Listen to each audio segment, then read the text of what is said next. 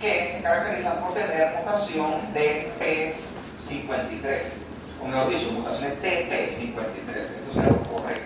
Estos son tumores del epitelio superficie. Bien, ese epitelio que recubre este ovario se continúa con una cápsula bien gruesa.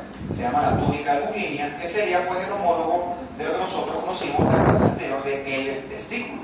Desde el punto de vista histológico, en el ovario hay una corteza con un montón de foliculitos, como vamos a conocer nosotros, y una médula pues que es bien vascularizada, donde entra el hilio de ese ovario. Bien, tú que te vas a encontrar 1.000.000 de fotos, eso es bueno para poder estudiar esto. Un ovario, toda esa por fuera de la corteza con su estómago compacto, y todo esto que tú ves acá son un montón de folículos en distintos estadios de desarrollo, y en el centro una médula que es bien vascularizada. Vamos a ver uno por uno esos estadios de desarrollo del ovario. Bien, Dios, no sé, pues, yo no soy quien para cuestionar el trabajo de Dios. Eso es un trabajo que excede mi comprensión. Llámese Dios lo que usted quiera llamarle. Si usted quiere el Dios bíblico, el Dios, no sé, para mí Dios es siempre una energía cósmica que está por encima de mi comprensión. El punto es que si lo comparas versus los hombres, las mujeres tienen una producción más limitada desde el punto de vista reproductivo. Vamos a ir viendo cómo ocurre eso paso a paso. Bien, cuando ustedes las niñas, bueno, son mujeres, así que son mujeres jóvenes, podrás decir niñas, apenas son un embrioncito de un mes, ya tú tienes células germinales primordiales y tienen un pocotón, ¿ok? Esas células a lo largo de ese mes van a seguir diferenciándose, se dividen y en ese momento producen millones, como dice aquí, de ovogonias. Esas ovogonias serían el equivalente de las espermatogonias que nosotros conocimos en la clase anterior. Y todo eso pasa mientras usted fue apenas un embrioncito. Esas ovogonias se quedan la gran mayoría en una primera profase meiótica. De ese montón de millones, un buen porcentaje inevitablemente se va a morir. Vamos a ver el curso de esto. Aquí dice que es millones, pero como ya me contestó Melush en la clase anterior, cada periodo menstrual solo se elige un óvulo maduro de ese millón con el que usted nació. El resto se van a morir inevitablemente por apoptosis y otro proceso que se llama la atresia. De esas, algunas son seleccionadas, sobreviven y entonces van a entrar a una fase que se llama arresto meiótico. Arresto porque la célula, pues, en ese momento no se va a dividir. Entonces, las niñas, que son bebés en ese momento, nacen con un montón de ovogonias en arresto meiótico, que se llaman ovocitos primarios, como este que está aquí y este que está acá. Ustedes nacen con un montón de ovocitos primarios. Esos ovocitos están rodeados de una capa de células aplanadas. Se llaman las células foliculares. Entonces usted nace, las niñas nacen con eso. Bien, esta imagen, ven el detalle que bonito que se ve, ven estas células grandototas, bien bonitas. Estos son los ovocitos primarios, rodeados de su respectiva capa de células foliculares, que por el momento están aplanaditas. A manera de adelanto, estas células hasta este punto se llaman folículos primordiales. Probablemente ustedes, todas las que están aquí porque son jóvenes, si usted mira sus ovarios, usted verá que usted tiene todavía folículos primordiales.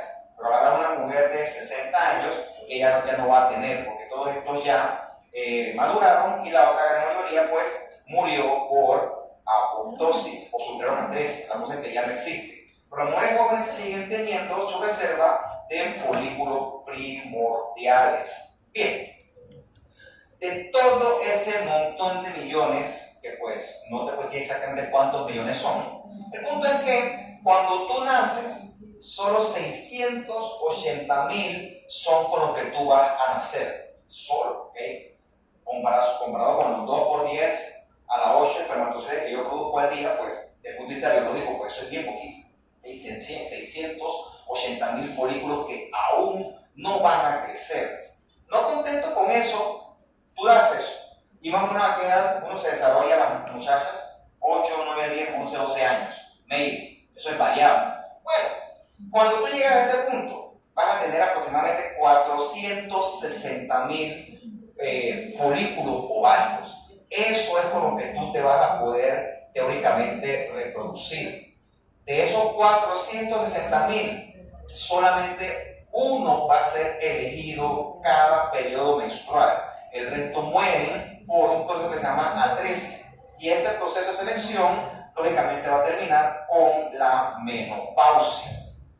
Bien, cada vez que usted ovula, vamos a ver que tu cuerpo sufre, o tu cuerpo, tu útero y tus ovarios sufren un montón de cambios bien curiosos. En esos cambios bien curiosos, un ovocito, el más capaz, el más biológicamente capaz, va a ser seleccionado para que él sufra una serie de cambios con la intención de que él madure y teóricamente pueda ser fertilizado por el correspondiente espermatozoide. Ahora, tira línea y saca el cálculo. Si tú te desarrollas a los 10 años y teóricamente tu menopausia es hasta los 45, pues es un número bastante generoso, fueron más o menos 35 años de vida reproductiva. Durante esos 35 años, asumiendo que usted no quedó embarazada, tú tuviste cada mes un ciclo ovulatorio. ¿Cuánto sería 12 por 35? Por favor, háganme ese cálculo. Me lo hace a mano. 420. ¿Cuánto? 420. 420. ¿Okay? O sea que esos 680.000 con los que tú naces, solamente 420 son los que teóricamente van a lograr madurar y convertirse en un ovocito capaz de ser fecundado. Es un porcentaje mínimo. ¿Cuánto es 420 de 680.000? Sácalo, a ver, ¿cuánto puede ser eso? Ya voy a morir. Divídelo, ¿cuánto da eso por 100? Sí. 420 de 680.000 por 100. Para el lápiz. Para el...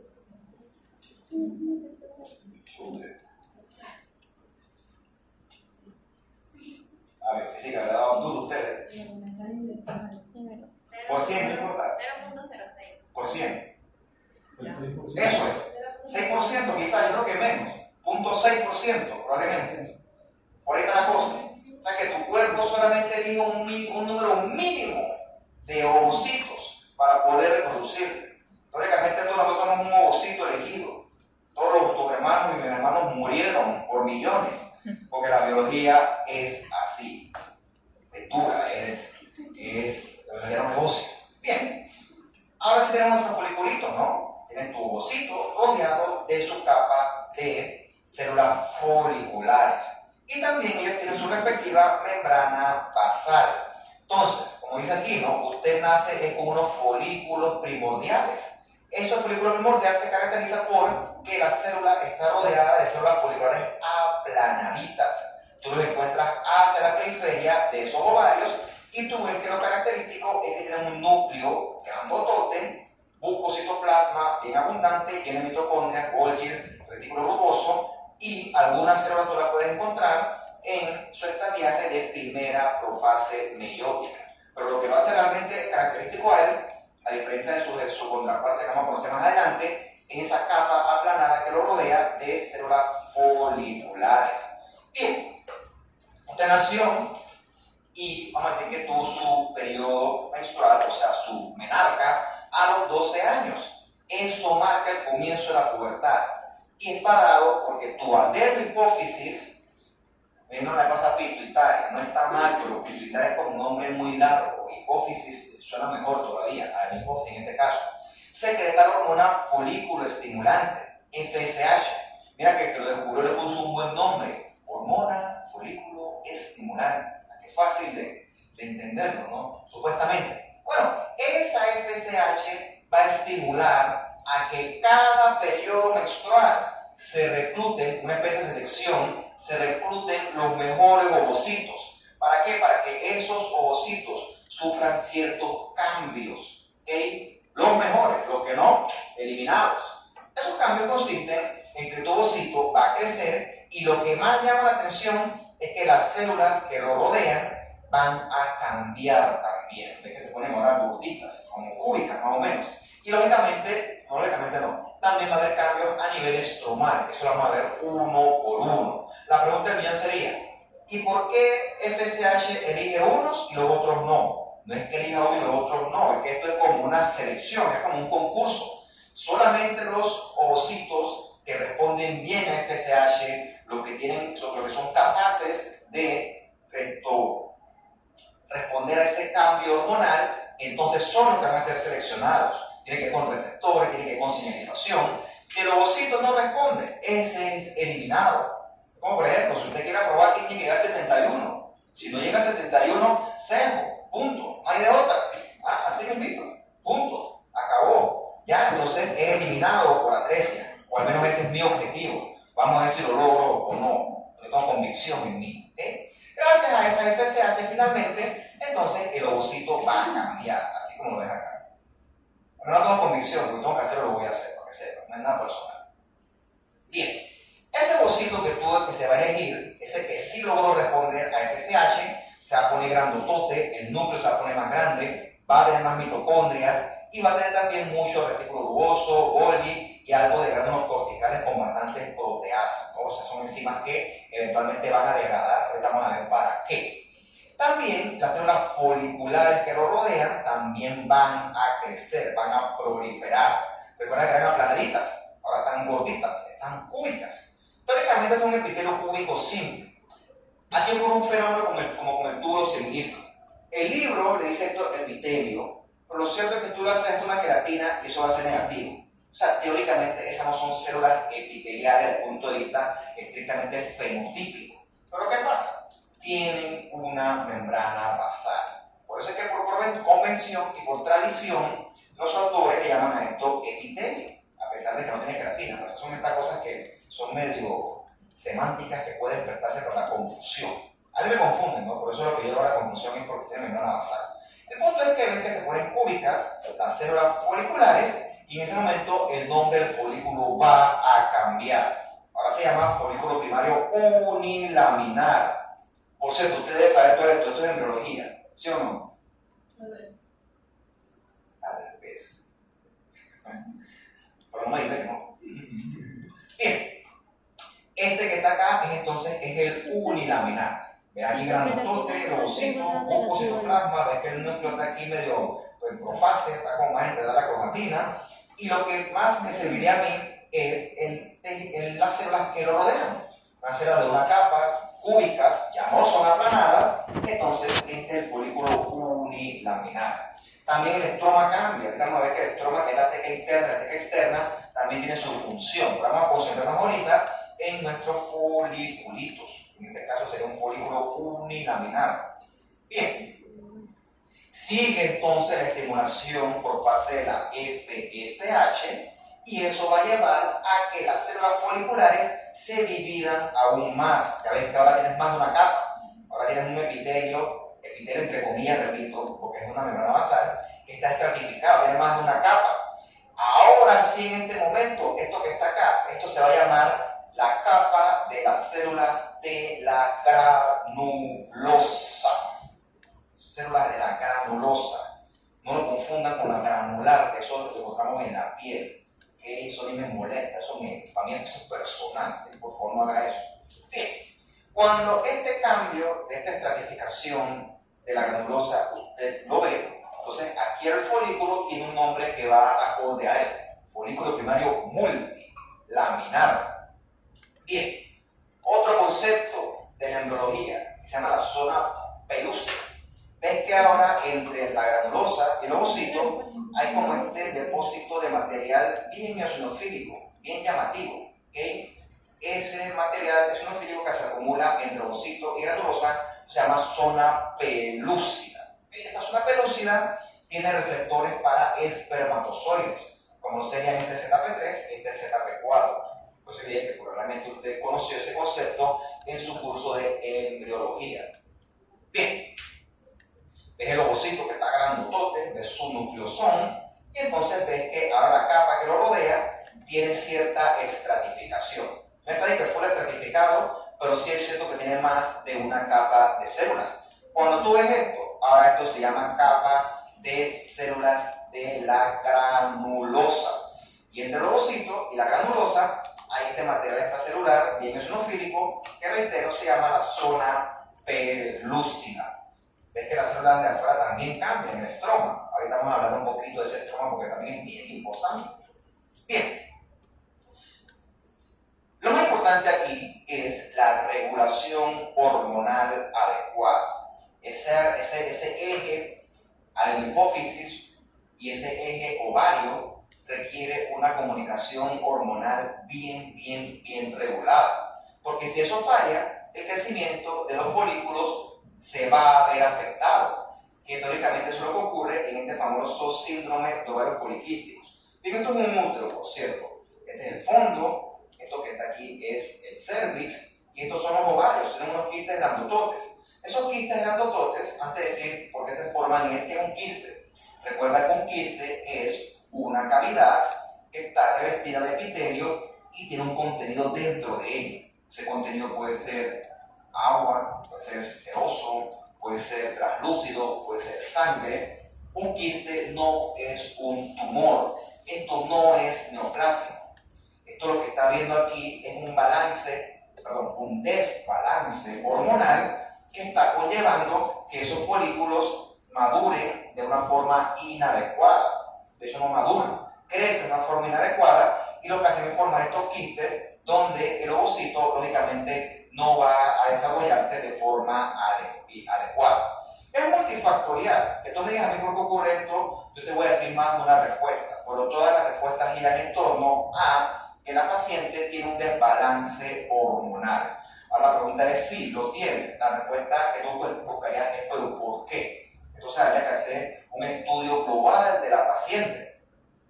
También esta paciente pues va a tener otras cosas. Lógicamente estos folículos no sirven. Los folículos, la función es producir un ovocito maduro. Como no sirven, no se produce el ovocito maduro y por lo tanto la paciente no va a ovular, o sea que va a ser infértil. Lo otro que puede hacer esta paciente es que tiene poquito estrógeno, porque no tiene más testosterona, un desbalance con la testosterona, y por lo tanto esa paciente suele tener crecimiento del vello facial. Ahora sí, por favor, nomás conteste la persona que yo le voy a preguntar. Coordinadora, ¿cómo se llamaría, desde el punto de vista clínico, esa condición donde una mujer le aparece demasiado vello a nivel facial? ¿Qué? Sí, yo lo dije, yo lo sé. Son las ganas de que tú lo sepas.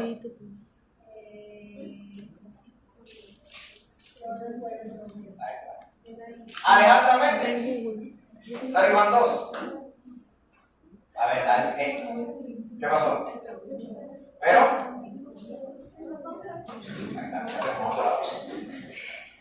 Britney.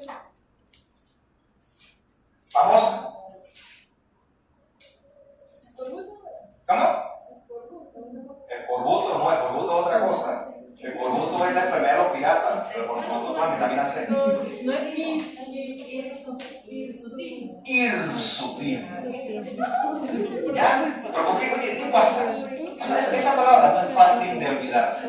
Perdón, sí. Esa palabra es fácil de recordar, mejor dicho. Hirsutismo. Métanse en su cabeza. ¿Ya? Hirsutismo con H. Cuando tú ves una mujer con mucho pelo a nivel facial, hasta que se note lo contrario, que esa persona tiene algún problema a nivel hormonal, hasta que se note lo contrario, es un componente de ese síndrome de ovario poliquístico. ¿Cómo se regula eso? Bueno, corrigiendo los niveles hormonales, teóricamente se puede corregir, teóricamente. ¿Qué pasó, Ana Rodríguez? Este desbalance hormonal que causa los quistes, nada más es como porque el cuerpo de la mujer lo pasó o puede causarse también por un desbalance cuando se utilizan anticonceptivos. Eso ya es una cosa de ginecólogo. Okay. Pero vamos a hacer la pregunta pues, para que tengan una idea. No, los anticonceptivos, lo que pasa es que, ponte que tú tomes las pastillitas, todo eso está dosificado, ¿ya? O sea que el cambio hormonal que tú tienes es un cambio controlado. Ahora, si tú agarras de bestia, te tomas todos los 30 en una sola, puede que pase algo. ¿Quieres hacerlo? ¿Por el nombre de la ciencia? Tú no eres científica, ¿qué pasó? Por eso, está dosificado. Si tú te inyectas, eso es una inyección, hermano. Eso está controlado, dosificado. Pero teóricamente puede pasar, teóricamente puede haber un exceso hormonal y entonces pues esto puede quedar, no tanto en poliquísticos, pero sí puede quedar en un desbalance hormonal que requiera el retiro de los anticonceptivos o el cambio. De hecho, eso pasa. Hay que dosificarlos adecuadamente. Eso pasa más que todo cuando la mujer entra en tratamiento por infertilidad. Es una bomba de hormonas que pues provoca muchos cambios. No tanto pues un desbalance hormonal bien marcado. ¿Cómo qué? ¿Hiper qué? ¿Eso te olvidó? Dios mío. Por favor, ¿cómo se llama? ¿Qué? No me lo dice bien, pronúnciamelo. Hirsutismo. Y ahora sí. No me estés tuteando, ¿qué pasa? No, yo estaba hablando de la misma. Ah, ya. Ay, Dios mío. Ya estoy cansado de este curso que se acabó hoy. Bien. Así como los ovocitos sufren cambios durante estos periodos donde hay mucha influencia hormonal, también el estroma va a sufrir cambios. El estroma son las células que rodean a los folículos. Ese estroma está dividido en dos compartimientos. ¿Ves? Aquí está el folículo, aquí está la granulosa, está aquí la teca interna, que es uno de esos compartimientos, y la teca externa. La teca interna va a tener la función de transformar el precursor, que es la androstenediona, a estrógenos. Entonces, estos estrógenos son los que le dan a la mujer sus respectivos cambios fenotípicos propios de la pubertad. La aparición de las mamas, el vello púbico, la distribución de la grasa en el cuerpo, cosas que no deben tener los hombres. Los hombres tienen sus propios rasgos fenotípicos gracias a la testosterona, que por favor ahora sí responden, ¿qué célula del testículo produce la testosterona? Sí.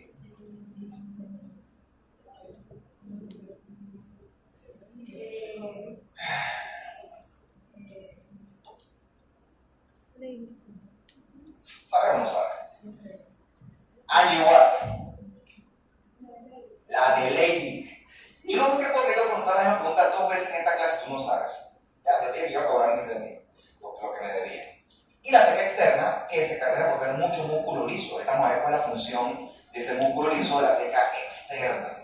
Bien, eventualmente ves que ahora como está estratificado la capa de las células de la granulosa y también el ovocito comienza a crecer. Esas células de la granulosa van a comenzar a producir fluido, que hay mucho fluido folicular, al punto que ese fluido folicular se fusiona y genera esta especie de piscina. Bueno, esa piscina que está dentro de la granulosa se llama el antro, ¿ok? Esta cosa que está aquí, esta media luna, se llama el antro. Cuando tú encuentras el antro, ahora el folículo se va a llamar folículo antral. El folículo antral. Es muy bonito aquí, ¿no? Es el folículo, la granulosa por acá, el ovocito grandotote, y ve esta media luna aquí, eso es puro rosado, puro fluido folicular. Esto se llama antro. Cuando eso ocurre, entonces, tú estás viendo un folículo de tipo antral. ¿Cuál es el antro? Esto que está aquí, ¿ve? Esta C, esa piscina ahí, que está dentro de la granulosa. Esto es el antro. ¿Y qué preguntó, por cierto? Profe, el folículo también se Alto, llama me escucho. folículo Alto, secundario. alto. Que si también se puede llamar folículo secundario. Todavía. No. Calma, calma, paciencia. Bien, eso se llama después. Podemos llegar a ver cómo cambia el estroma. Estas que tú ves más grandototas son la teca interna y las que ves más fusos celulares son la teca externa. Las que tienen como más citoplasma abundante, la teca interna, las que están más fusos son las teca externas. Fuso como si fuera músculo liso. Estamos hablando de ese músculo liso, qué relevancia tiene para ese folículo en desarrollo. Ahora sí, Rachel, tú que estás ahí con mucha... Bueno, veamos. Ahora sí, el antro tiene que crecer bastante. Es que casi ahora se agarra la mayor cantidad del volumen del folículo en desarrollo. ¿Okay? Ese antro va a crecer, crecer, crecer, porque la granulosa sigue secretando mucho fluido folicular. Demasiado. Mientras esto ocurre, tú ves aquí que nuestro ovocito se está... por cierto, hasta este momento Todo lo que yo he mencionado son cambios a nivel de la granulosa. Del ovocito no hemos dicho nada de él todavía porque él sigue ahí tranquilito. Bueno, el punto es que tú ves que el ovocito lo rodea esta montañita de células de la granulosa. Esa montañita que protruye hacia el antro se llama el cumulus óforos. No sé cómo dice en español, si se dice en latín. Cumulus óforos. También este ovocito eventualmente se va a acompañar de una capita de células de la granulosa. Esa capita que lo acompaña va a recibir el nombre de corona radiada. Todavía no ha pasado corona radiada. Recuerda que el ovocito va a salir del ovario. Que tiene que ir como con su traje espacial, que lo proteja en el medio externo, fuera del ovario. Ese traje espacial va a estar constituido por la corona radiada también le llaman. Bien, ves el ovocito aquí, bien bonito, ves aquí la zona pelúcida y ves las células que rodean todo esto. Esto va a constituir la corona radiada, lo que está acá. Todavía no aplica porque todavía no ha sido eyectado. Cuando él está eyectado, pues es más aplicable este concepto de corona radiada. Pero recuerda que ella necesita, míralo así, tú vas a hacer que esta célula abandone el ovario. La célula que abandone el cuerpo se va a morir. Él no se muere, ¿por qué? Pues ella, pues porque puede ser mujer, debe ser mujer. No se muere porque tiene su traje especial, que es la corona radiada. Acuérdate que esto es una cosa de 2 dimensiones, de 3 dimensiones, visto en 2 dimensiones. Esa corona radiada rodea todo el ovocito ese. Diga. Esto que está aquí, lo que construye hacia el acto. Ok, toda la corona radiada y la granulosa que protruye hacia el antro es el cúmulo óforos. Esto es el antro. Y esto que protruye hacia el antro, esto es el cúmulo óforos. Realmente el cúmulo óforos es para que tú sepas que este ovario está ya llegando a su fase final de desarrollo. ¿Qué pasó, Alessandra? O sea, cuando todavía no es inyectado, es el cúmulo óforo. Sí, es otra forma de verlo. Y cuando ya se eyecta, que tiene todo el redondel, ahora es la corona radiada. Angie Watt. O sea, ¿Qué es lo que la trae? corona radial forma parte, o sea, el cúmulo óforo forma parte de la corona radial. Es una mitosis. ¿Me pregunto? Ajá. Y ahora sí. Ahora sí es el folículo secundario. ¿Okay? Profe, ¿Qué? disculpe, entonces la corona radial forma parte del cúmulo óforo. Sí, te lo quiero decir. Esto que está aquí, ahora sí es lo que usted probablemente le llama como folículo de Graf. Eso está mal dicho, ¿ok? Porque se llama el folículo de Graf. El que lo descubrió se llamaba algo de Graf, no me acuerdo el nombre, se llama el folículo de Graf. ¿Okay? El de Graf es el apellido. De Graf. Este ya es un foliculote enorme, grandotote, que está listo para deshacerse, eyectar este ovocito junto con su capa de células de la granulosa, que se llaman, ahora sí cuando se salga él, eso se va a llamar ahora sí la corona radiada. Este bicho es enorme, ¿ok? Mide hasta 2 centímetros, tanto así que el ginecólogo lo puede detectar a través de un ultrasonido.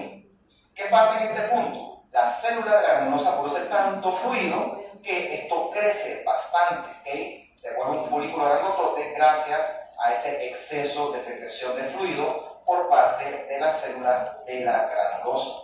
Bien, entonces todo bien, pues se seleccionó un folículo, y ese va a ser el folículo maduro o de Graf, y entonces pues es el que va a proseguir en el ciclo ovárico. Pero ¿qué pasa con los otros que no lo lograron? Pues los otros van a morir en un proceso fisiológico que se llama atresia folicular. Los folículos que no fueron tan capaces de responder a FSH se van a morir todos por apoptosis. Es que este es un folículo maduro que se destruyó todo. Toda la granulosa se destruyó, el ovocito se autoriza, la zona pelúcida toda se destruye y esto se lo come eventualmente tus dirigentes macrófagos. ¿Okay? Esto ocurre todos los meses, mientras que un ovocito lo logra, el que no lo logró va a sufrir atresia folicular. Eventualmente, cuando tú llegas más o menos a 1000 folículos, es que tú entras entonces en tu periodo de menopausia. Según el libro, eso es más o menos 40 años, pero me parece un número pues, que es bien flexible. Hay mujeres que tienen menopausia hasta días 45 o quizás más. Entonces, pues, eso es bien variable dependiendo de qué población estemos nosotros estudiando. Un aproximado, no es que fijo los 40 años. ¿Por qué lo digo yo? Porque una mujer a los 40 años puede quedar embarazada. Para que sepan. Antes no, pero ahora quizás con la medicina sí se puede hacer eso, es bastante posible de hecho. Bien, todo esto se basa en una intensa y bien coordinada regulación hormonal. Todos esos cambios de folículo primordial, a unilaminar, a multilaminar, a antral, etc., todo eso se hace gracias a las hormonas. La función de todo esto es poder generar un ovocito que abandone entonces tu ovario durante cada ciclo ovulatorio.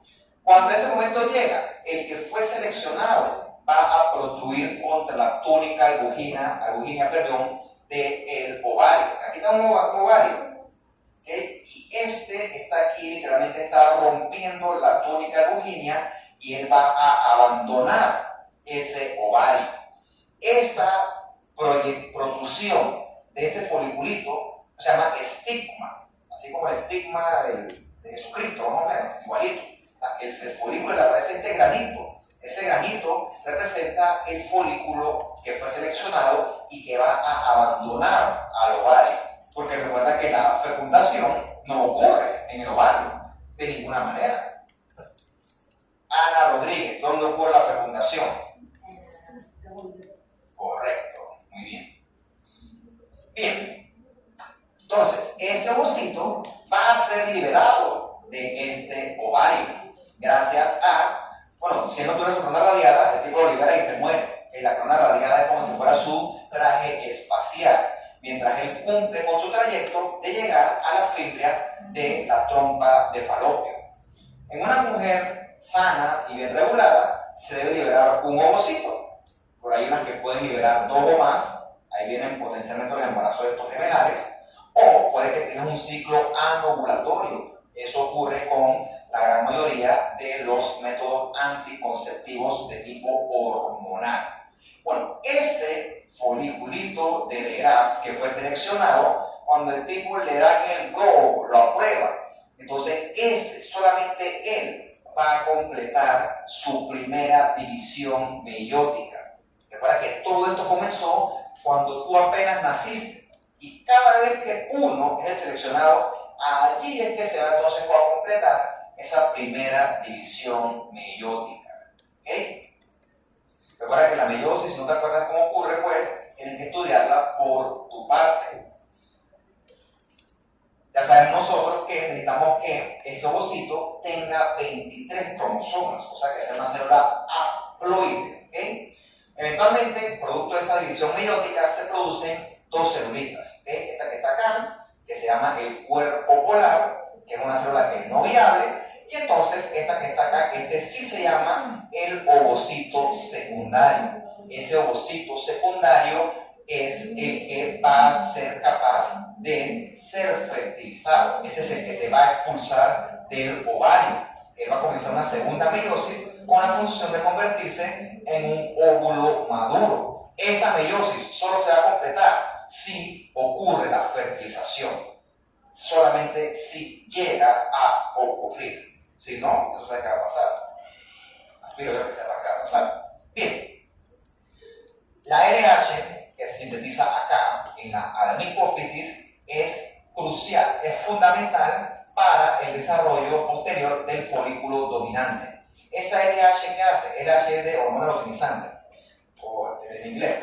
Bien, ¿qué hace ella? Favorece que ese ovocito termine su primera meiosis. Eso produce el ovocito secundario y el primer cuerpo polar. También favorece que la célula granulosa produzca más fluido folicular. Ese fluido folicular es para disolver esa barra sangre folículo. Esa barra sangre folículo hay que disolverla. ¿Para qué? Para que el foliculito pueda abandonar ese ovario durante la fase del estigma. ¿Okay? Hay que degradar ese colágeno. Y también a ese foliculito hay que propulsarlo. Entonces, eso hace función del músculo liso de la teca externa. Ese músculo liso se contrae y eso eyecta hacia afuera, lógicamente, a ese entonces ovocito secundario. Ya es secundario en este punto. Bien, eventualmente los aquí, ¿no? Tienes aquí el ovario, ves cómo el tipo eyectó el ovocito secundario. Todo eso ocurrió gracias a la influencia de la hormona luteinizante. En ese punto, ahora él sí va a abandonar el ovario junto a su respectiva corona radiada. Entonces ves cómo él entra aquí, en la trompa de falopio. Ves estos deditos que tiene la trompa de falopio. Eso se llaman las fimbrias. Teóricamente, él entra en la trompa de falopio y aquí es donde va a ocurrir la fecundación. A las 24 horas que ocurrió esto. Teóricamente esto es como un periodo pues importante. O sea, solamente aquí es que puede ocurrir el embarazo. Por eso es que teóricamente el método del ritmo debe funcionar. Si tú tienes una pareja y ustedes se acuestan y nada de esto ha ocurrido, teóricamente el embarazo no debe ser posible desde el punto de vista biológico. Habrán otras variantes que pues son innumerables, pero para que ocurra un embarazo tiene que ocurrir la ovulación. Si no ocurre la ovulación es imposible que haya embarazo. Por eso desde el punto de vista estrictamente teórico, el método del ritmo debe funcionar. Ahora, de ninguna manera yo recomendaría eso, ¿ok? Hay que ser muy tonto para que eso funcione. Por favor. Bien. Entonces la cosa es que se eyectó de interés. Me meto una cara como que yo no voy a decir que eso funciona. Eso no sirve para nada. Eso sirve para quedar embarazada. La gente que hace eso son papás. Así que pues, los métodos anticonceptivos son baratos. Sinceramente pues, no hay justificación para creer que el método del ritmo funciona. Pero bueno, ya esta es la explicación de por qué el método del ritmo tiene un fundamento. Tiene que ocurrir una ovulación. Vamos a ver el cálculo con respecto a los días para que tú veas cuándo debe ocurrir más o menos esto, asumiendo que tú seas una persona pues regular. Bien, el punto es que se eyectó el ovocito secundario y la pregunta es, ¿y bueno, qué pasa en el ovario? El ovario todavía sigue teniendo un papel fundamental. Las células de la granulosa en este momento van a cambiar y se van a transformar en otra estructura que se llama el cuerpo lúteo, corpus lúteo se llama también. Bien.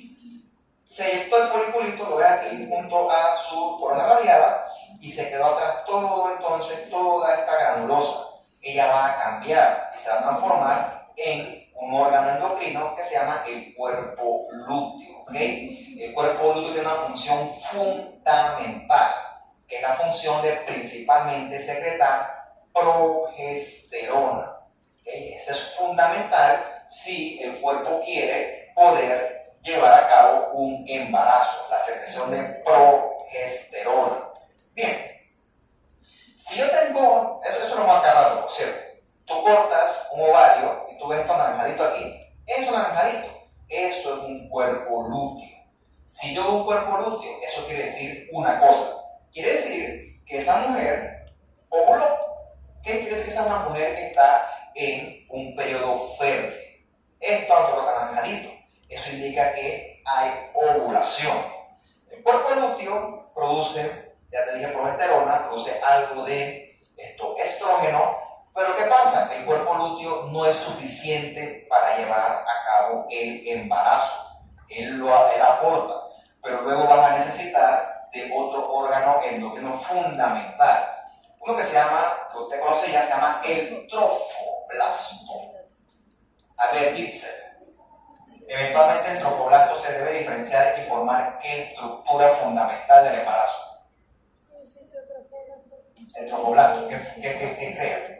¿Qué se transforma? No, el embrión, no. En la placenta. La placenta. Bien, esto que está aquí entonces es un cuerpo lúteo. Este gran botote, ¿okay? Y si tú te acercas a él, ves que las células que lo constituyen son células poligonales con abundante citoplasma eosinofílico. Bucocitoplasma eosinofílico son células botototas, llenas de citoplasma bien rosadito, característico de todas las células que secretan hormonas. Recuerda que su secreción principal es la de progesterona. Bien. Bueno, si ocurre embarazo, fine, el cuerpo lo va a celebrar. Pero si no ocurre un embarazo, pues el cuerpo te va a recriminar desde el punto de vista biológico. Cuando ocurre un embarazo, toda esta estructura que estoy diciendo, todo se va a destruir, todo se va a fragmentar, todo se va a degenerar, todo esto se degenera, ¿ok? El cuerpo lúteo se muere, se destruye todo y en él hay mucha inflamación que eventualmente va a ser reemplazada por este tejido fibroso que realmente es una cicatriz. Este tejido fibroso se llama cuerpo albicans o corpus albicans. Cuando tú ves esto indica que no hubo embarazo en ese periodo. Esto fue una vez un cuerpo lúteo que se degeneró.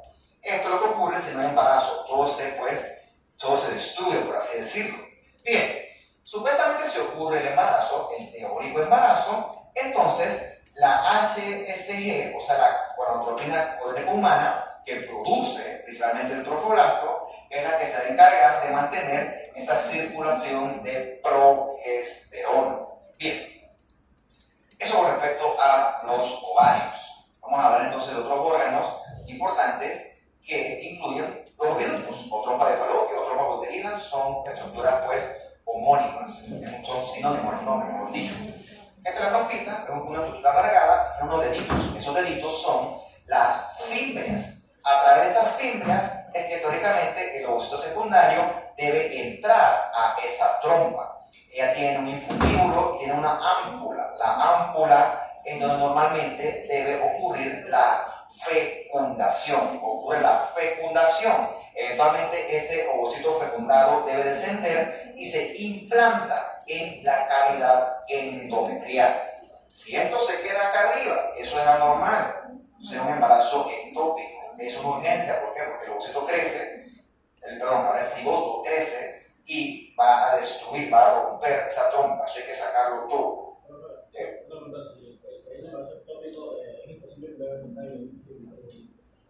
Es imposible, ¿por qué? Porque va a destruir estas estructuras. La paciente va a actuar de urgencia con una peritonitis, un abdomen agudo. ¿Ya? O sea, no se puede, va a romper las estructuras. Estas estructuras no pueden soportar un embarazo. No se puede. Eso es operarlo. Y si se hizo la fecundación ahí, y se mantuvo ahí, pero luego ya no puede bajar. Si se implanta ahí, ¿no? Si se implanta no puede bajar. Y crece, sigue creciendo. Y eso dilata la trompa y la abre, la revienta, la perfora, la trompa y la paciente llega al cuarto de urgencia con un abdomen agudo y con toda la que tiene un embarazo ectópico roto, que eso hay que operarlo, no hay de otra. En esto que aquí no la conocen ya, ¿no? Esa es una trompa de falopio en un corte transversal. Eso epitelio con sus laberintos, esas protrusiones, esos deditos, se llaman plicas, son unos pliegues complejos y ves su tradicional capa muscular y con su respectiva capa externa de serosa. Entonces sabes que el epitelio de esta trompita es de tipo cilíndrico simple ciliado. Y tú encuentras aparte de células ciliadas, encuentras otras células que se llaman las células secretoras o PET cells. Vamos a verlas. Ahorita ya. Bien. Este es el epitelio de la trompita, epitelio cilíndrico con cilios, simple por cierto, de los pelitos. Esos pelitos son para movilizar fluido y en su momento son para movilizar el ovocito fecundado para que él llegue y se implante en la cavidad endometrial. Y estas que son cuadraditas, medio cubiquitas y no tienen cilios, esas son las PET cells, o células secretoras, que se en el moco para que lubrique la luz de esa trompita pues, de falopio. Estos pliegues de mucosa son las famosas plicas. ¿Okay? Las plicas. Bien. Teóricamente, aquí tienes el ovario. Él eyectó un ovocito secundario, el ovocito secundario se fecundó aquí, o sea que el espermatozoide por acá, subió acá, y aquí en la ámpula es que suele entonces haber la fecundación en ese sitio. Eventualmente ese ovocito fecundado debe descender hacia acá, hacia la cavidad endometrial. ¿Cómo tú lo movilizas de aquí hacia acá abajo? Bueno, gracias a los cilios, gracias a la contracción de la capa muscular de la trompa. ¿Okay? Esos factores tienen que estar competentes para poder movilizar ese ovocito de acá arriba hacia acá abajo. Si eso no ocurre, entonces puede ocurrir un embarazo ectópico. que es un embarazo que no va a ser viable. Bien, ¿por qué ocurre un embarazo ectópico? Bueno, quizás porque la paciente tuvo en el pasado una infección de transmisión sexual que no fue tratada a tiempo o no fue tratada adecuadamente, y eso produce mucha fibrosis de la trompa. La trompa será todo el tejido conectivo fibroso que va a obstruir o no va a poder ser posible esa acción de los cilios. Entonces, por eso es bien importante darle tratamiento a esas infecciones. ¿Por qué? Porque eso se asocia mucho con eventualmente infertilidad. Infertilidad porque eso realmente tapa toda la luz de esa trompa. Bien. Esto que está aquí, una cosa que usted conoce o ha escuchado ya, le llaman salping.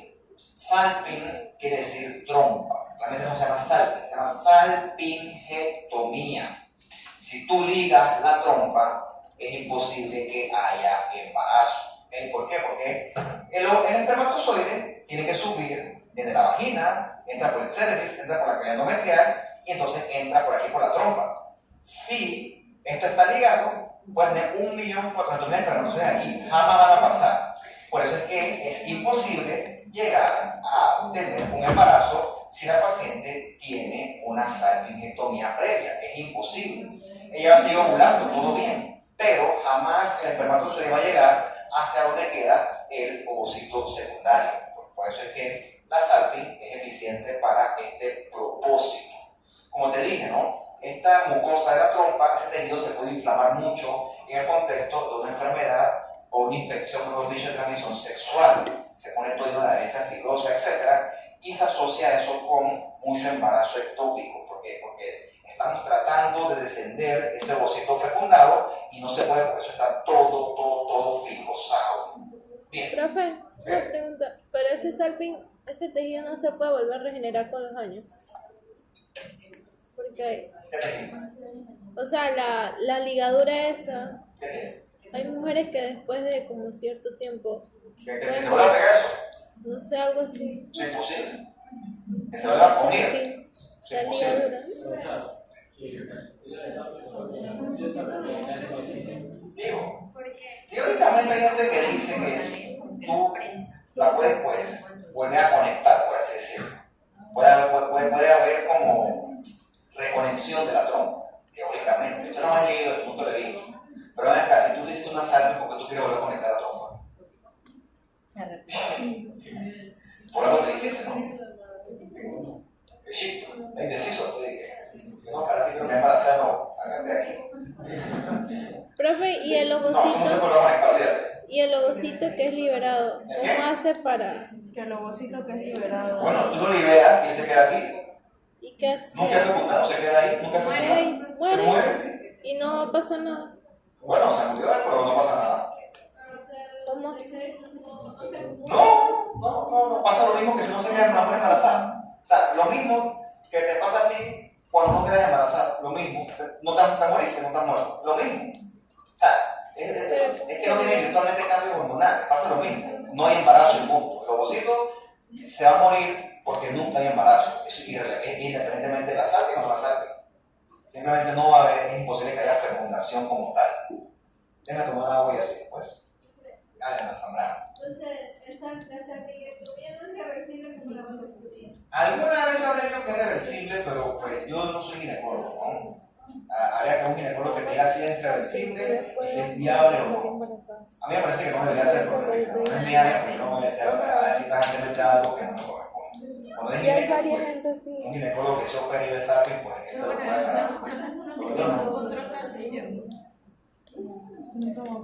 puede hacer. Creo que la que no es reversible es la... Imagino que el macrófago viene y se lo come, ¿no?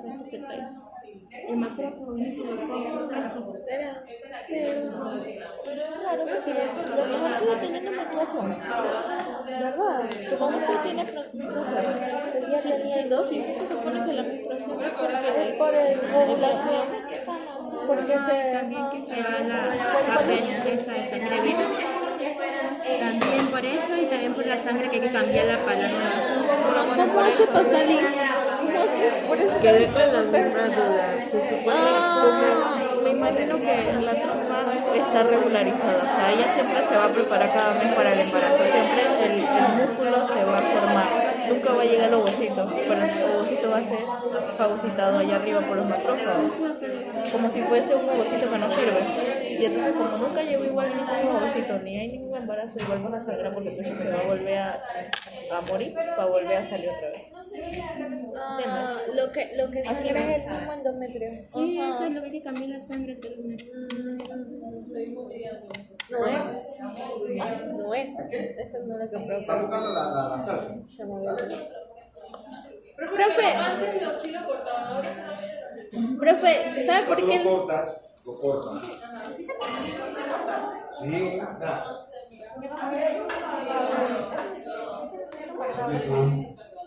En la salsa, esto que está aquí lo quitan ese pedacito, ese segmento, lo cortan, llegan a un lado y llegan al otro. Y eso que cortan me lo mandan a mí para yo decir que efectivamente hubo una sección completa. Porque tú te imaginas, Ana Coronado, que tú te hagas una salping, tú estás contenta y de repente tú quedas embarazada. ¿Qué tú vas a hacer? Demandar. Uy. Por eso es que el ginecólogo me lo manda a mí para que yo consigne que yo recibí trompa de falopio. Porque ahora esa mujer queda embarazada el día de mañana, chuleta, y nada. Aquí en la calle, ¿usted va a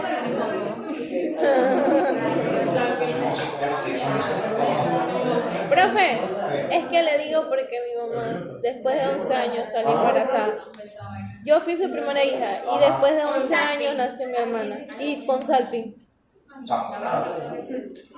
Champonada. Le hicieron mal. Le hicieron mal. Ahí yo me voy a meter. Pero esto, biológicamente es imposible. Si está bien hecho, biológicamente es imposible. O sea, si te ha cortado eso nunca va a pasar. No puede porque nunca se va a encontrar el óvulo con el ¿Pero qué fue la espermatozoide. explicación que le dieron? ¿Que creció de nuevo? No sé. Ah, La gente cree eso, porque hay otros casos donde ha pasado. Y eso es lo que se ha creído, por eso le eso habría que Ya sé que no se puede. elaborarlo más. Pero algo se hizo. ¿Sabes que la ligaron bien? ¿No? Así. Entonces se le Como entonces, pues, Hay oportunidad de matar. vamos a darle un tema. Bien. Eso es un Dios. Es un Dios, oye, ¿qué pasa? ¿Qué pasó, papá? Se la verdad. Bien, desde el punto de vista anatómico, vamos a ir a la 8, pues. ¿Te parece? Bueno. Vamos por la mitad, allá vamos por la mitad. ¿Qué porquería? Todavía no. Vamos por la mitad apenas. Ahí es lo que tú puedas pagar. Bueno, como ya es la última clase, cerrando con broche de oro. Sí, hombre. Hay de todo.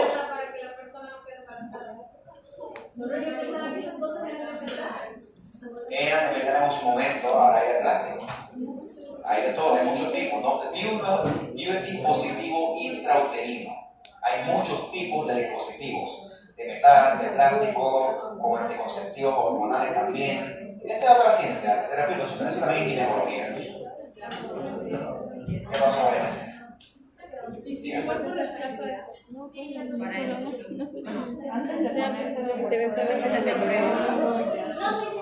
Va ligado con embriología, así que Habla, sin pena. ¿Qué cosa? Vamos, Naomi. Yo no sé qué es un bajo. ¿Qué cosa? ¿Ya? ¿Viste? Yo no sé.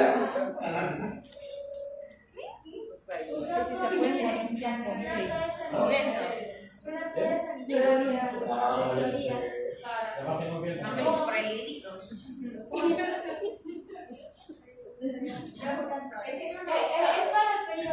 Genesis.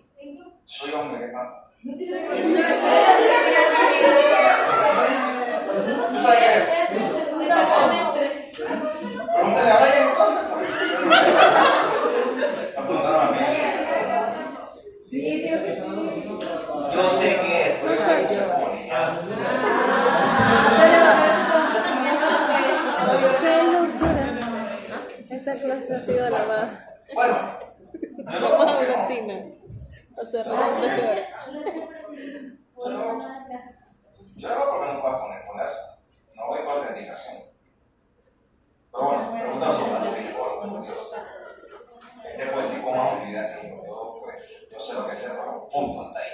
Bien, esto es un útero. A ver, a ustedes que les fascina la anatomía, es una cosa que no pueden sopesar. Coordinadora, ¿qué tipo de corte es?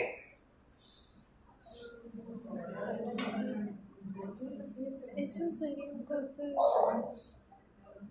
tanto transversal y sagitario. 7. Porque no sé cómo se ve una ovaria así. 10. ¿Cuál es el corte? Ajá. Ese es sagitario. No, no es sanitario. Coronal. Tengan dos opciones. Coronal. Cuando tú agarras un órgano y te queda una visión anterior y una posterior, ¿qué corte puede ser? Coronal. Coronal. ¿Para qué sabe? Coronal. Gracias.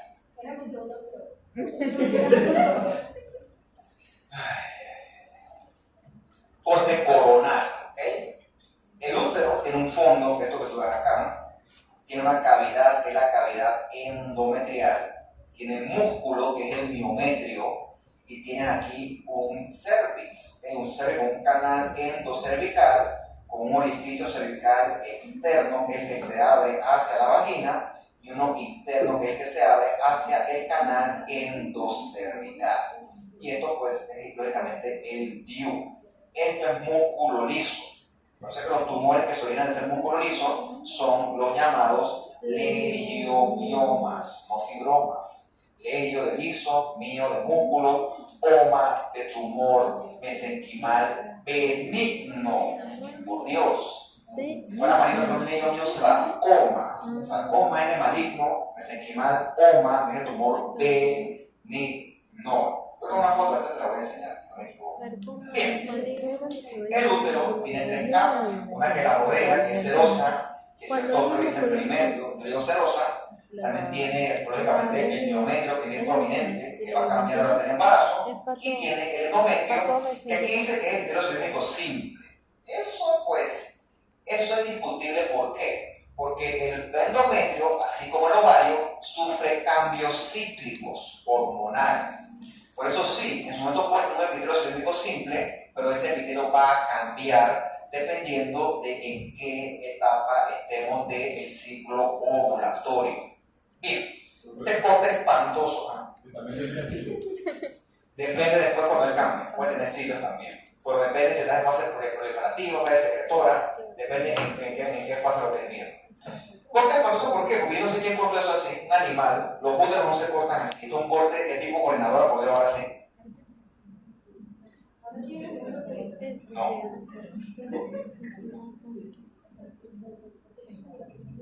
Si tú me agarras a mí y me metes un machetazo, ya estoy yo en superior e inferior, ¿qué corte es ese? Transversal. Por favor, el público. Transversal. Está quedando fatal, déjame decirte. Un linchamiento público. Dios mío, ¿qué pasa? Esto es un corte transversal. Aquí está la serosa, esta es la cavidad endometrial, y todo esto que tú ves acá es el músculo liso. El músculo liso del miometrio está constituido por paquetes de fibras musculares que se entrelazan. Cuando una mujer queda embarazada, la influencia sobre todo del estrógeno hace que estas fibras musculares aumenten de volumen y de tamaño y aumenten en número, o sea que hay hiperplasia e hipertrofia. Eso hace que el útero crezca. La última es decirle cuánto crece un útero pues durante el embarazo. Y Dios es tan sabio que permite que esos cambios se den, y cuando el embarazo se acaba, entonces el útero eventualmente regresa a su tamaño original. Espantoso este corte también, pero bueno, sirve para ver el fenómeno este. Aquí está la mucosa del útero, o sea, el endometrio. Es que pues, vamos a ver ese fenómeno de los cambios y lo que lo constituye, y todo eso rosado, eso es la fibra muscular lisas del miometrio. No, que no sea tan bueno, por favor. No sea tan bueno. Claro, está bien. 12.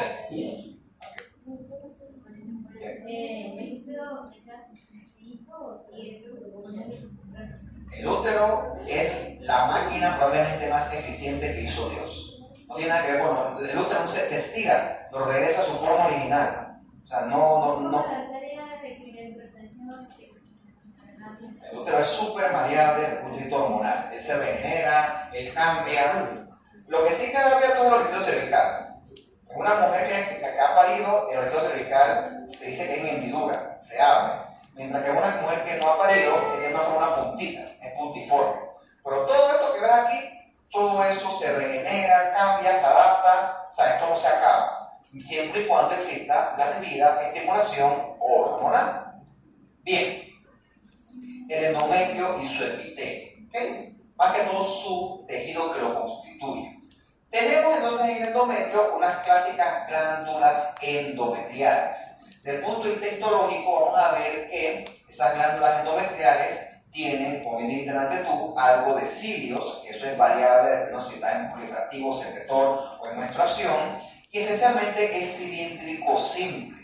Vamos a ver que eso también va a cambiar. Pero colectivamente se denomina glándulas endometriales. Es el número de dos capas, una capa basal, que es la que está adyacente al respectivo miometrio, y una capa que es funcional. Esta capa funcional, sobre todo, es la que va entonces a cambiar con los respectivos ciclos hormonales. En el fondo esto está bien hidratado, hay muchas sustancias fundamentales amorfas y también bastante fibroblasto y bastante colágeno, predominantemente tipo 3. Bien. Hemos visto entonces que todos estos cambios están influenciados por los estrógenos y la progesterona. El balance hace que los ovarios cambien mucho. También el endometrio tiene que cambiar. El ciclo endometrial se llama ciclo menstrual. Este man es muy útil. Tú ves que aquí estás en el día 1 del ciclo. O sea, en este punto tú estás en la menstruación. Tú estás sangrando.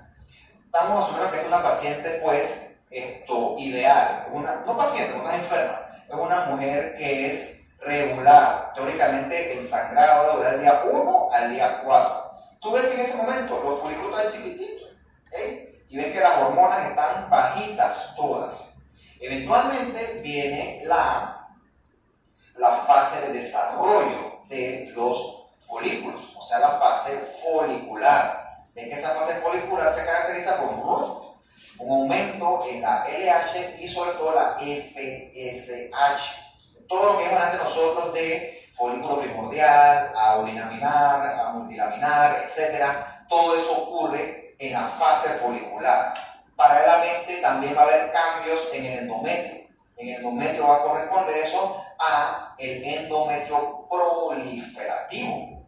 Entonces, una vez que ocurre la ovulación, va a haber entonces la aparición del cuerpo lúteo, sobre todo con el montón de progesterona.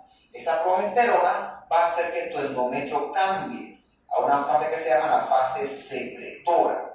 En esta fase secretora hay cambios endometriales que tienen la función de poder implantar o permitir la implantación adecuada de ese cigoto ahora, que es ese ovocito fecundado. O sea, tiene que haber una sincronía entre los cambios ováricos y los cambios endometriales. Esa sincronía, esa sincronización, la va a llevar a cabo esta secreción adecuada de todas estas hormonas. Este dibujito es bastante útil para ese propósito. Bien, esto es variable, repito, por un ciclo menstrual normal debe durar unos 28 días. El primer día va a venir el sangrado, o sea, comenzamos a contar eso con el primer día de la menstruación. El sangrado tuyo, que es cíclico, no es más que un montón de endometrio que se destruye, se fragmenta, se degenera y se acompaña también de sangre, de una microvasculatura que también se fragmenta toda. Entonces en el endometrio tendremos primero un ciclo menstrual, una fase proliferativa y una fase secretora. Recuerda que la fase secretora corresponde con el cuerpo lúteo, o sea, corresponde con la progesterona, mientras que la fase proliferativa corresponde con la fase folicular, o sea, con el pico de estrógeno. No dije bien, pero dije al revés, Bien, curiosidad, ¿no? ¿Aquí alguno de ustedes sufre de endometriosis? Sí. sufre de cólicos. La palabra fancy para los cólicos es dismenorrea. ¿Ya? Tengo mucha dismenorrea, que son esos dolores menstruales. ¿Y cómo sabes que sufre de endometriosis?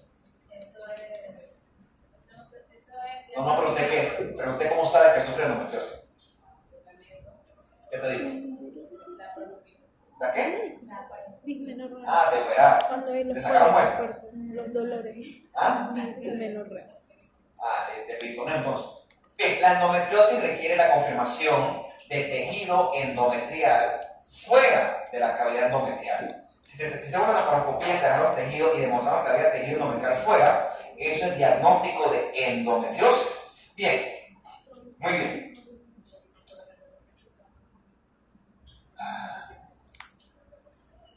Alejandra Méndez. ¿Qué va a venir?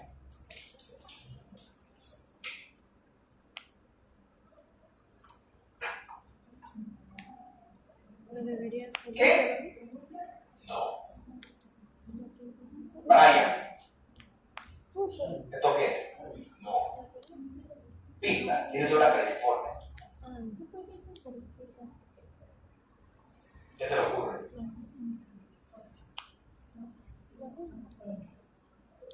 Destino. Es un colon. Es un colon. ¿No sabes? ¿No te has visto eso? Está inflamado, está golpeado, eso es patológico, por eso es diferente. Bien, ¿y esto que está acá abajo qué es? Estos son glándulas endometriales ectópicas. Ectópicas quiere decir que están en un lugar que no les corresponde. Así como Gibson, que tienen el peritoneo o las plantas endometriales. Qué mala suerte. Pero bueno, todavía estás con tu dismenorrea o mejorado. Nada. Ay, Dios mío. Bueno, ¿qué se va a hacer? Esto es un colon con glándulas endometriales, o sea que esto es una endometriosis intestinal.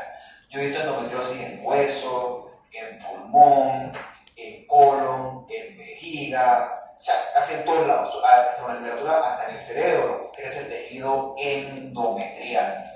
Bien, ¿cómo llega ese tejido endometrial a esos sitios distantes? Bueno, si supiéramos eso, podemos prevenirla. Hay teorías. Teóricamente, hay varias, pero la que más yo he leído es que el fluido menstrual hace reflujo y él lleva tejido endometrial y eso se implanta en otros sitios de las trompas uterinas. Entonces, el sitio más común es la cavidad abdominal y el peritoneo. Es una endometriosis pélvica, esa región. El problema de esto es que así como tu tejido endometrial sufre cambios cíclicos en el útero, las glándulas endometriales ectópicas también sufren cambios cíclicos y también sangran y se inflaman y eso duele, eso provoca molestias. Eventualmente, si eso no se trata, eso puede llevar teóricamente a infertilidad porque eso se inflama mucho, produce muchas adherencias, las estructuras se pegan. Entonces, pues, para el paciente que lo sufre, pues, es totalmente un fastidio. Tiene que tener cuidado, porque frente a los inexpertos tú dices, chuzo, esto es un colon, tiene glándulas metidas acá abajo, es un adenocarcinoma invasor, que de hecho es un diagnóstico diferencial. Entonces, hay que tener tu morfología bien clara. Estas glándulas no tienen características neoplásicas de malignidad, solamente están en un lugar que no deben estar. Luego de eso se puede ser inmuno. El colon tiene un inmuno diferente a la inmuno de este tejido endometrial, que es un tejido de tipo mulleriano. El tejido mulleriano marca un marcador bien curioso que se llama el PAX8. PAX8.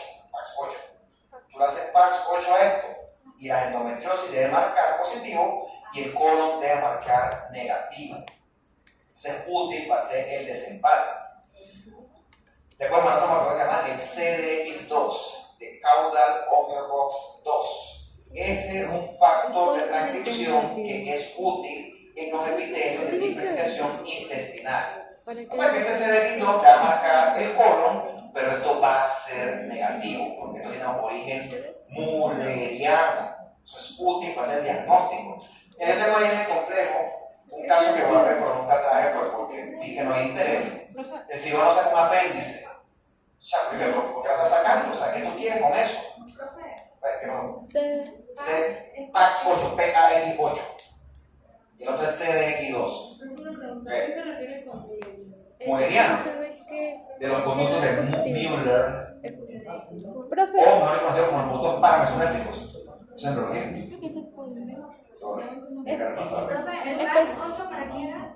Bueno, el PAX 8 marca para órganos de origen mulleriano, por que lo preguntas y te crees que tiene camisa 11 balas, te marca tiroides y te marca riñón. Sí. Marca epitelios de tipo intestinal, incluyendo el colon. ¿Quién lleva la palabra? Colon. ¿Qué es el intestino realmente? También puede marcar el no delgado. Ya. Nada para que sepan, lógicamente, ya soy muy patológico para soy tengo otro nivel. De Wolf, para hombres no hay marcadores así como la discapacidad de hombre. Hay otros que, por ejemplo, como la inhibina sirve para eso, pero no tan bueno como el PAX 8, pues no hay así todavía. Así para testículos y cosas, pues es inventar la cena.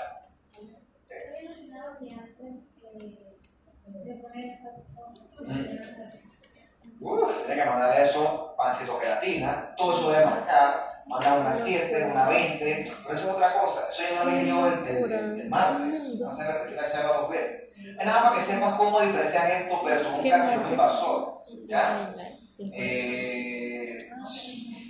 Yo tengo una charla ahí en YouTube si la quieren ver, ahí vas a aprender un poquito de eso.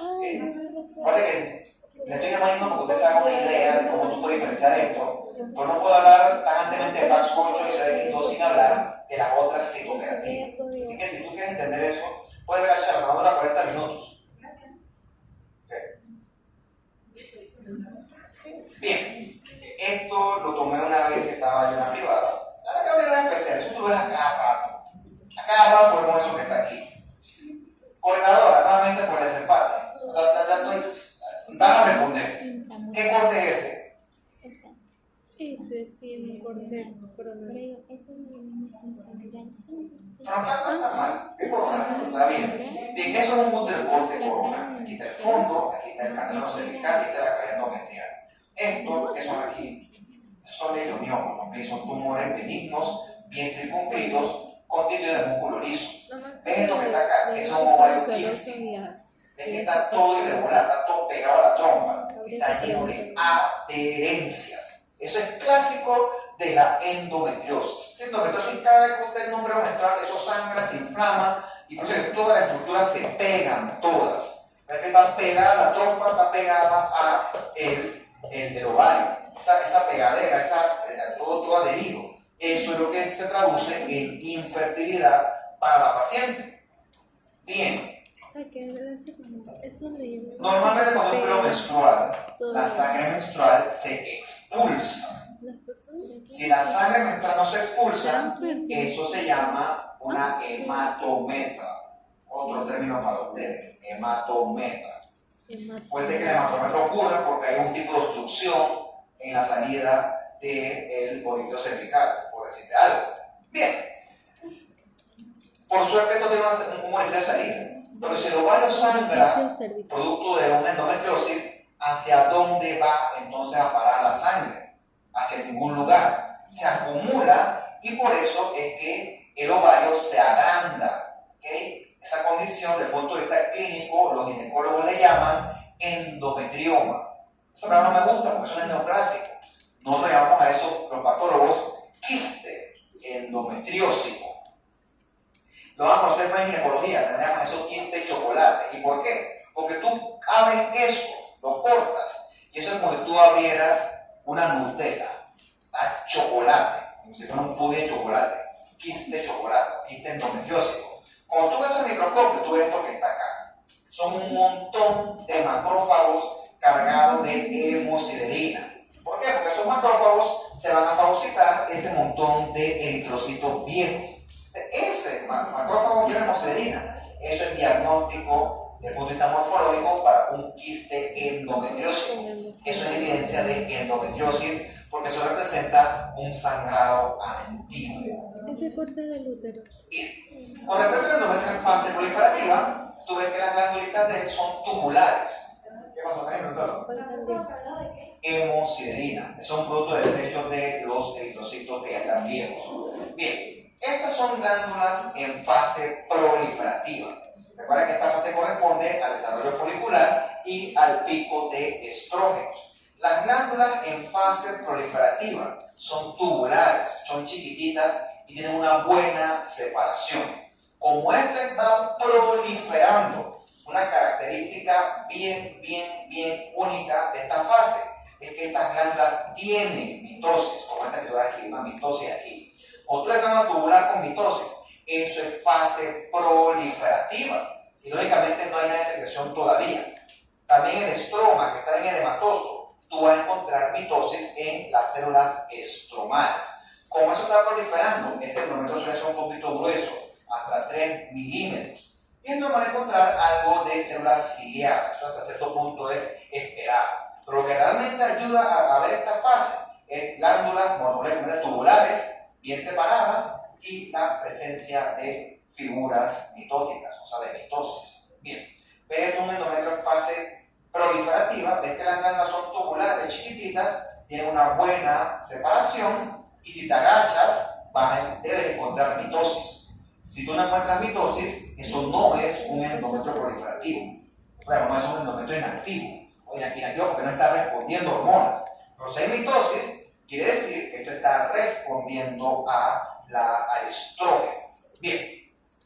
Ves que es totalmente diferente. Esta fase que es la fase secretora. Recuerda que esta fase secretora corresponde con la aparición del cuerpo lúteo y la secreción de progesterona.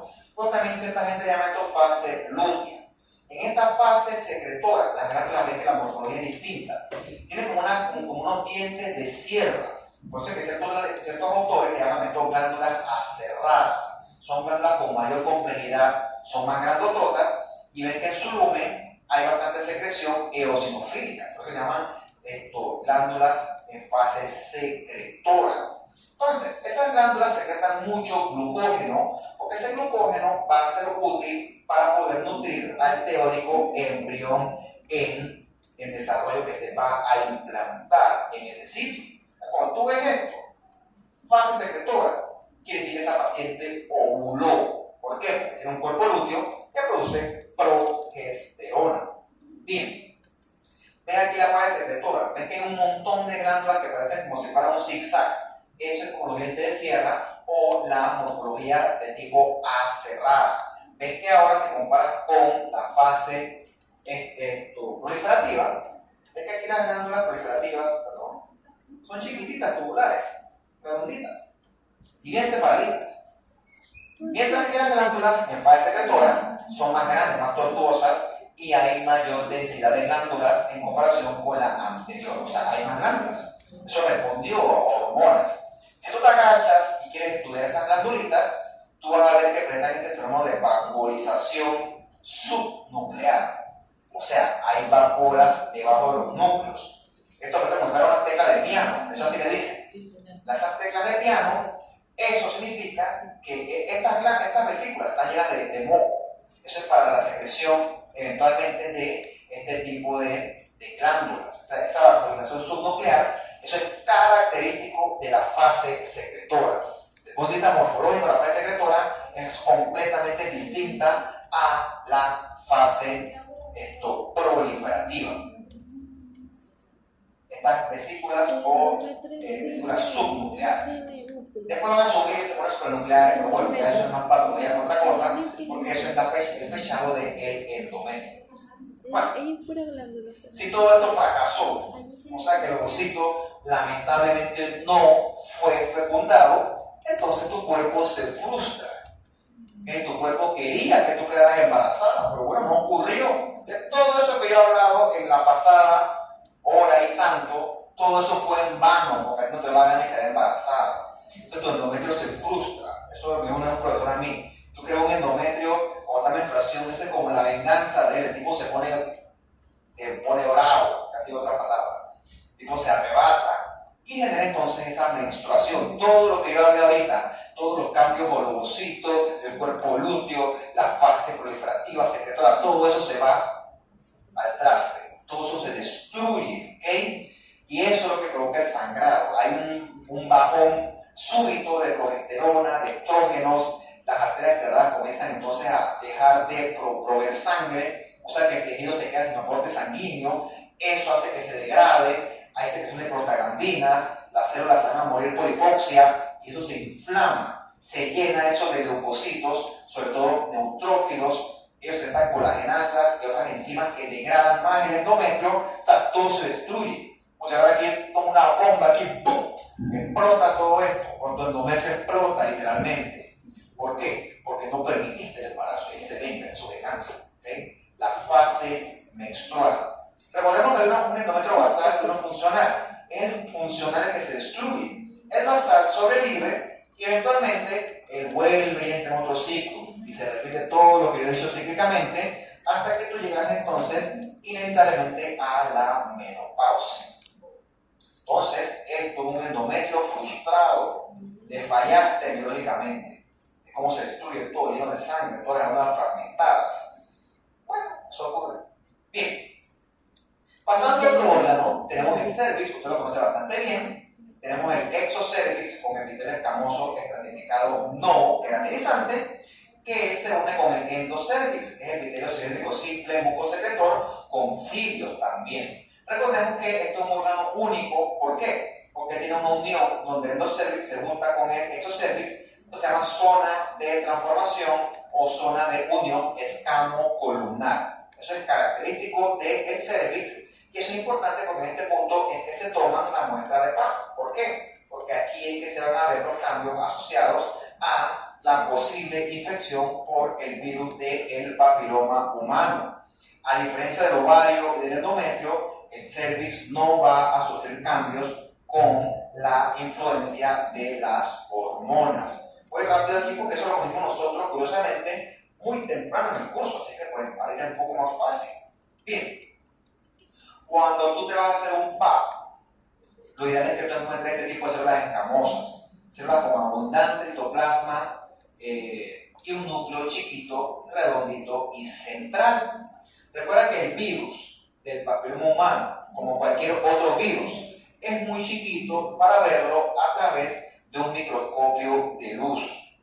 Los virus, cuando infectan una célula, provocan cambios en esas células. Se llaman cambios citopáticos. Si este grupo que está acá abajo tiene cambios citopáticos asociados a la infección por el virus del papiloma humano, Britney, ¿cómo se llamaría esta célula que ustedes están viendo acá? Bri. ¿Ah? Estas células que están acá abajo son infectadas por HPV. ¿Ves que tienen cambios citopáticos? ¿Cómo se llama esa célula? Bri, no nosotros. Alejandra Méndez. Lorena. Coilocito. Muy bien. Coilocito, ¿no? Coilocitos. Los coilocitos son producidos por infección de cepas de bajo riesgo. Las más comunes son las 6 y la 11. Las de alto riesgo son las 16, 18, 23, 35. Usted busque después en Google porque hay bastantes números que aprender. Bien. Esto ocurre por infección de HPV. Si tú ves esto, la paciente fue infectada y tiene cambios asociados a la infección por HPV. Bien, esto es bajo grado, no pasa nada, esto no debe progresar a cáncer. Teóricamente se la muestra un sistema inmune competente, sus CD8 citotóxicos deben eliminar esos coilocitos y entonces se controla la infección. El problema es cuando son por infección por alto grado, donde la proliferación sí se sale bastante de control. La idea es detectar esto, no detectar un carcinoma invasor, y eso se logra gracias a el muestreo rutinario de las muestras de PAP, las muestras de citología cérvico-vaginal, que repito, se toman es aquí, en la unión escamo-columnar. Si tú la tomas por acá, no vas a ver nada, o se toma por acá, tiene que ser aquí. O sea que el que toma esto tiene que saber lo que está haciendo, porque si no fue completamente por el gusto, y la muestra pues hay que repetirla. Y ya repito 5 minutos más y ya termino. El otro órgano que tenemos es la vagina. La vagina, desde el punto de vista histológico, es lo mismo: epitelio cilíndrico, epitelio escamoso estratificado que no hace queratina. Entonces, aquí en la vagina a veces tú ves que las células escamosas tienen un citoplasma clarito. Ante lo inexperto, tú puedes confundir esto con un coriocito. Eso será un error. Esto que tú ves en blanco, eso es glucógeno. Las células escamosas estas acumulan mucho glucógeno. Eso es parte normal de la maduración de este epitelio, ¿okay? Gracias a la influencia estrogénica. ¿Qué ocurre?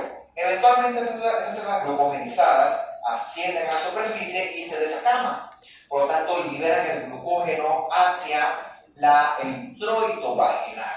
Entonces, tus bacterias de tu flora normal van a metabolizar ese glucógeno y favorecen que el pH de la vagina sea un pH ácido, gracias a la producción de ácido láctico. Entonces, que llaman estos los lactobacilos. Bien, ese pH ácido del microambiente del introito vaginal favorece que las bacterias malas entre comillas, no crezcan, ¿okay? Te protege de potenciales patógenos invasores, tus bacterias buenas. Por eso es que tú vas a ver que la gente en general, porque no solamente los médicos, recomiendan no hacerse esas duchas vaginales. ¿Por qué? Porque la ducha vaginal, tú crees que estás haciendo algo bueno y realmente lo que estás haciendo es eliminando este pH, lo estás cambiando. Tú cambias el pH y entonces las bacterias malas van a crecer y se convierte en una condición que se llama vaginosis bacteriana. Eso no es una infección de transmisión sexual, eso lo que es un sobrecrecimiento de bacterias no beneficiosa, producto de una alteración en el pH. Entonces, por eso es que tu cuerpo sabe cómo defenderse, tienes que permitirse. Si tú alteras este ambiente, entonces van a venir estas vaginosis bacterianas y bueno, pues eso sí requiere de tratamiento. Entonces, no tiene nada que ver con infección de transmisión sexual, para que te quede clarito. Bien, y esta es la última ya. Esencialmente aquí en los órganos externos encontramos, por ejemplo, el vestíbulo, encontramos los dedos menores, que eso está revestido de epitelio de tipo escamoso estratificado que no hace queratina. También encontramos las glándulas de Bartolino. Las Bartolino, si tú las buscas en internet, tienen un tipo de histología mucosecretora, igualita a la de Cooper que nosotros discutimos en la clase anterior. Desde el punto de vista embriológico, el clítoris que está acá arriba está constituido de epitelio, de tejido muy vascularizado, muy similar a lo que ocurre con lo que conocimos en la clase anterior con el pene. Eso desde el punto de vista embriológico, el pene y el clítoris son homólogos desde el punto de vista embriológico. Entonces lo pueden decir que después con calma. Listo, pues ya no tengo más nada que decirle con respecto a esto. Good.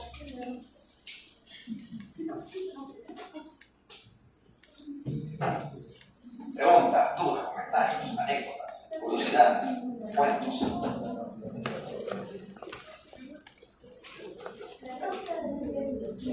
¿Quiere despedir que ustedes no hemos terminado? El lunes si quiere despedir. ¿Qué? No, ¿qué pasa? ¿Estás loco con todo eso? 775.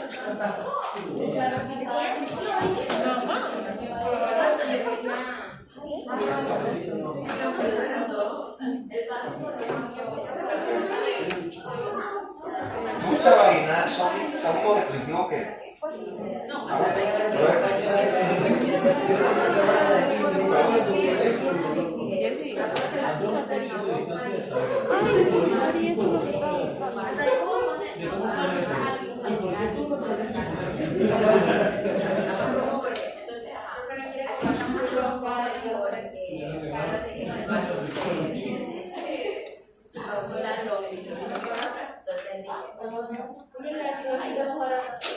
El lunes el parcial de anatomía a las 3. Ya no me pongo la repetición, lo que voy a trabajar. Y profe, el miércoles ayer. Miércoles, ¿qué día es? Miércoles 14, creo. ¿Qué falta ayer? Y todavía no tenemos cosa de. Ya, pero el lunes voy a preguntar a ella si no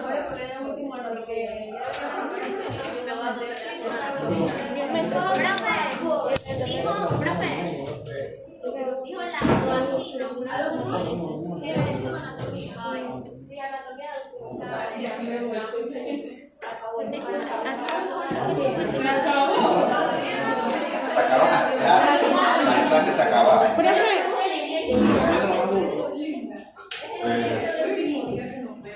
Profe, una pregunta. El endometrio, ¿qué abunda? ¿Qué tipo de tejido abunda en el endometrio?